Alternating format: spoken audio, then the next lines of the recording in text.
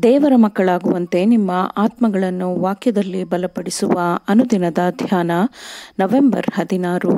L N. G. White ರವರ sons and daughters of god ಎಂಬ ಪುಸ್ತಕದ 321ನೇ ಪುಟ. ಶೀರ್ಷಿಕೆ: ದೈವಿಕ ಸತ್ಯದೊಂದಿಗೆ ಮನಸ್ಸನ್ನು ನಿರಂತರವಾಗಿ ಸೇರಿಸಿಡಿ. ಈ ದಿನದ ಸತ್ಯವೇದದ ವಾಕ್ಯ: ನೀವು ಲೋಕದಲ್ಲಿ ದುರಾಶೆಯಿಂದುಂಟಾದ ಕೆಟ್ಟತನಕ್ಕೆ ತಪ್ಪಿಸಿಕೊಂಡು ದೈವ ಸ್ವಭಾವದಲ್ಲಿ ಪಾಲನ್ನು ಹೊಂದುವವರಾಗಬೇಕೆಂದು ಆತನು ಅತ್ಯಂತ ಮಹತ್ವವುಳ್ಳ ಅಮೂಲ್ಯವಾದ ವಾಗ್ದಾನಗಳನ್ನು ನಮಗೆ ದಯಪಾಲಿಸಿದ್ದಾನೆ. 2 ಪೇತ್ರನು 1ನೇ ಅಧ್ಯಾಯ 4ನೇ ವಚನ. ದೈವಿಕ ಸತ್ಯದೊಂದಿಗೆ ನಿರಂತರವಾಗಿ ತಮ್ಮ ಮನಸ್ಸನ್ನು ಸೇರಿಸಿಕೊಳ್ಳುವುದು ಪ್ರತಿಯೊಬ್ಬ ದೇವರ ಮಗನ ಕರ್ತವ್ಯವಾಗಿದೆ ಮತ್ತು ಇದನ್ನು ಅವನು ಹೆಚ್ಚು ಮಾಡಿದಂತೆ ದೇವರ ಆಳವಾದ ವಿಷಯಗಳನ್ನು ಅರ್ಥ ಮಾಡಿಕೊಳ್ಳಲು ಅವನ ಮನಸ್ಸಿನಲ್ಲಿ ಹೆಚ್ಚು ಬಲ ಉಂಟಾಗುತ್ತದೆ, ಹೆಚ್ಚು ಸ್ಪಷ್ಟತೆ ಉಂಟಾಗುತ್ತದೆ ಮತ್ತು ಅಂತಹವರು ಹೆಚ್ಚು ಹುರುಪಿನಿಂದ, ಹೆಚ್ಚು ಶ್ರದ್ಧೆಯಿಂದ ಕೂಡಿರುತ್ತಾರೆ. ಯಾಕೆಂದರೆ ಅವರ ದೈನಂದಿನ ಜೀವನದಲ್ಲಿ ಅವರು ಸತ್ಯದ ತತ್ವಗಳನ್ನು ಪಾಲಿಸುತ್ತಾರೆ. ಮಾನವ ಕುಲವನ್ನು ಆಶೀರ್ವದಿಸುವುದು ಆತ್ಮೀಕವಾದ ಜೀವನವಾಗಿದೆ.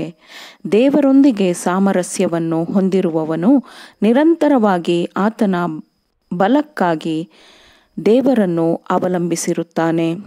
ಆದ್ದರಿಂದ ಸ್ವರ್ಗದಲ್ಲಿರುವ ನಿಮ್ಮ ತಂದೆಯು ಪರಿಪೂರ್ಣವಾಗಿರುವಂತೆಯೇ ನೀವು ಪರಿಪೂರ್ಣವಾಗಿರ್ರಿ ಎಂದು ವಾಕ್ಯವು ಹೇಳುತ್ತದೆ. ದೇವರ ಚಿತ್ತಕ್ಕೆ ಅನುಗುಣವಾಗಿ ಜೀವಿಸಲು ಯಾವಾಗಲೂ ಶ್ರಮಿಸುತ್ತಾ ಕ್ರಿಸ್ತನ ಗುಣಸ್ವಭಾವದ ಸಂಪೂರ್ಣತೆಗೆ ನಿರಂತರವಾಗಿ ಮುಂದೆ ಹೋಗಿ ತಲುಪುವುದು ನಮ್ಮ ಜೀವನದ ಕೆಲಸವಾಗಬೇಕು. ಇಲ್ಲಿ ಆರಂಭವಾದ ಪ್ರಯತ್ನಗಳು ನಿತ್ಯತ್ವದವರೆಗೂ ಮುಂದುವರಿಯುತ್ತದೆ. ಇಲ್ಲಿ ಆದ ಪ್ರಗತಿಯು ನಾವು ಭವಿಷ್ಯ ಜೀವನಕ್ಕೆ ಪ್ರವೇಶಿಸಿದಾಗಲೂ ನಮ್ಮದಾಗಿರುತ್ತದೆ. ಕ್ರೈಸ್ತೀಯ ಸೌಮ್ಯತೆ, ಪರಿಶುದ್ಧತೆ ಮತ್ತು ಪ್ರೀತಿಯಲ್ಲಿ ಪಾಲುಗಾರರಾಗಿರುವವರು ದೇವರಲ್ಲಿ ಸಂತೋಷವಾಗಿರುತ್ತಾರೆ ಮತ್ತು ಅವರು ತಮ್ಮ ಸುತ್ತಲಿರುವವರಿಗೆ ಬೆಳಕನ್ನು, ಸಂತೋಷವನ್ನು ಚೆಲ್ಲುತ್ತಾರೆ, ಹಂಚುತ್ತಾರೆ. ನಮ್ಮ ಹೃದಯದಿಂದ ಅತ್ಯಂತ ಪ್ರಾಮಾಣಿಕವಾದ ಉತ್ಸಾಹಭರಿತ ಕೃತಜ್ಞತೆಯನ್ನು ಮತ್ತು ನಮ್ಮ ತುಟಿಗಳಿಂದ ಅತ್ಯಂತ ಉತ್ಸಾಹದ ಸ್ತುತಿಯನ್ನು ಮಾಡಲು ಕ್ರಿಸ್ತನು ನಮಗಾಗಿ ನಿತ್ಯ ಜೀವದ ಉಡುಗೊರೆಯನ್ನು ಕೊಡಲು ಮರಣ ಹೊಂದಿದನು ಎಂಬ ಚಿಂತನೆಯೇ ನಮಗೆ ಸಾಕು. ದೇವರ ವಾಗ್ದಾನಗಳು ಶ್ರೀಮಂತವಾಗಿದೆ, ಸಂಪೂರ್ಣವಾಗಿದೆ ಮತ್ತು ಉಚಿತವಾಗಿದೆ. ಆ ವಾಗ್ದಾನಗಳಿಗೆ ತಕ್ಕಂತೆ ಕ್ರಿಸ್ತನ ಬಲದ ಮೂಲಕ ನಡೆಯಲು ಯಾರು ಬಯಸುತ್ತಾರೋ ಅಂತಹವರು ತಮಗೆ ದೊರೆತ ಎಲ್ಲ ಆಶೀರ್ವಾದದ ಸಿರಿಯ ಮೂಲಕ ಆ ವಾಗ್ದಾನಗಳನ್ನು ತಮ್ಮದೆಂದು ಹೇಳಿಕೊಳ್ಳಬಹುದು.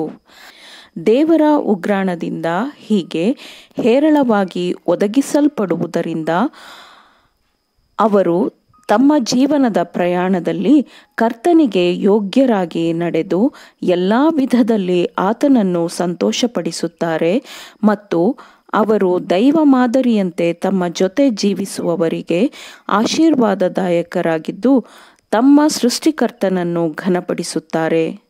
ನಾನಿಲ್ಲದೆ ನೀವು ಏನೂ ಮಾಡಲಾರಿರಿ ಎಂದು ಹೇಳುತ್ತಾ ನಮ್ಮ ರಕ್ಷಕನು ತನ್ನ ಹಿಂಬಾಲಕರನ್ನು ತಮ್ಮ ಮೇಲಿನ ಆತ್ಮವಿಶ್ವಾಸದಿಂದ ದೂರವಿರಲು ಎಚ್ಚರಿಸುತ್ತಾನೆ.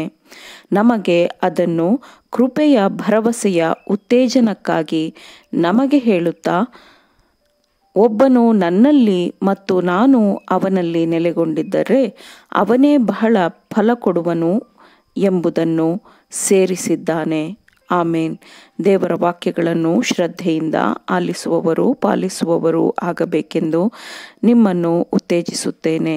ಪರಿಶುದ್ಧಾತ್ಮನ ಸಹಾಯದಿಂದ ಆಲಿಸಿದ ನಿಮ್ಮೆಲ್ಲರಿಗೂ ಧನ್ಯವಾದಗಳು. ಮತ್ತೆ ದೈನಂದಿನ ಧ್ಯಾನಕ್ಕಾಗಿ ನಾಳೆ ಸಂಧಿಸೋಣ. ಆಮೇನ್.